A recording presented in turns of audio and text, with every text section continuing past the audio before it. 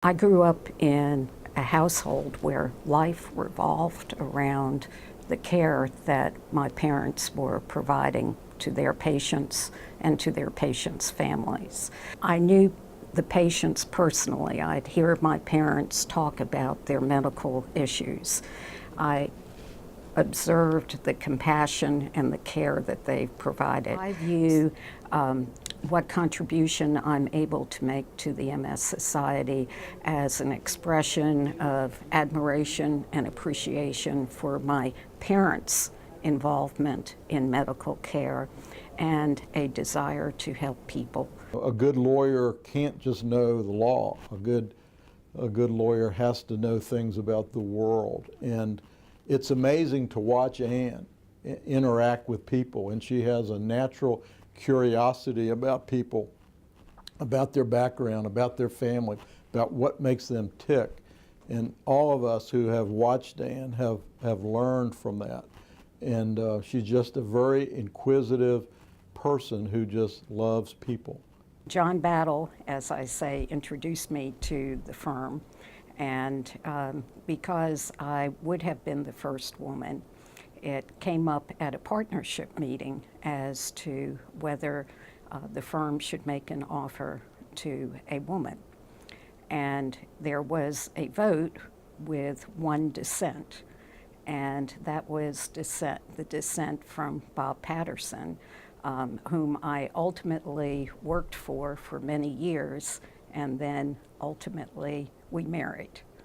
One day, Patterson had the team doing laps and keeping in good shape while they were on the post at VMI, and there was a climbing exercise that had been an example of what men could do, and could they do it better than women.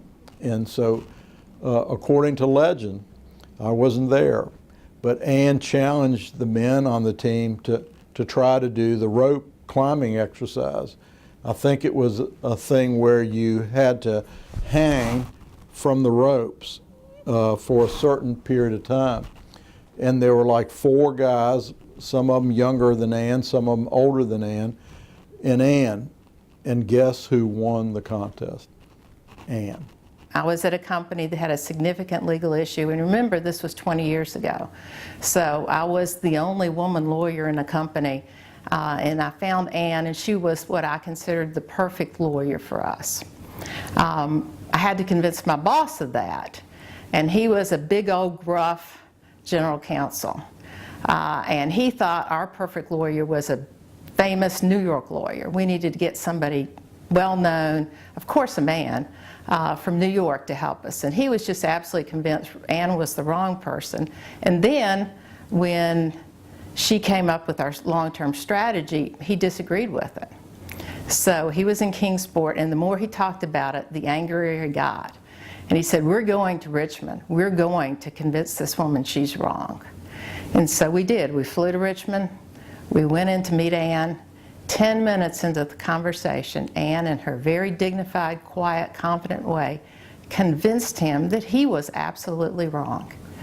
And after that, they were best of friends, and he just looked at me and said, well, I can't imagine we'd have anyone but Anne. I do listen, and I don't like to try to reach a conclusion right off the bat.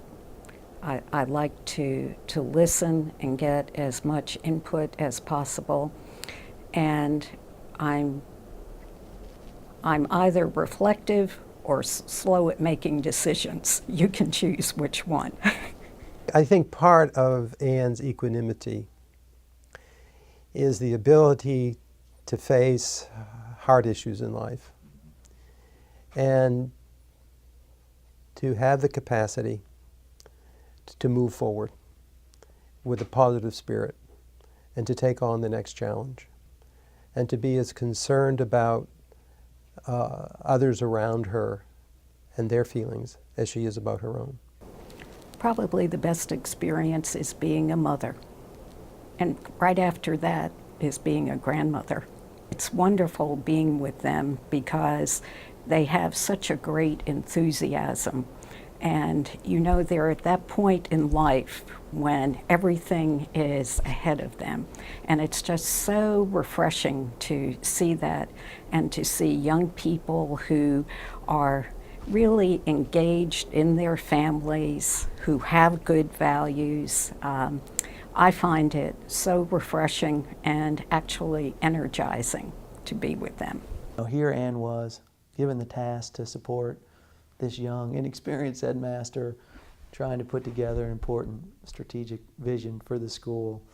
And she's a person who is such a gifted litigator and so talented at maneuvering juries and courtroom situations to win every argument. And yet, probably what happened in the course of that process is she was able to make sure she maneuvered me in just the right way to accomplish things that ultimately were really important for the school without my necessarily knowing that she was being a successful litigator at the time. I view the award as not so much for me as representing those goals of the MS Society. That's what the hope is about. And hopefully the cure is on the horizon.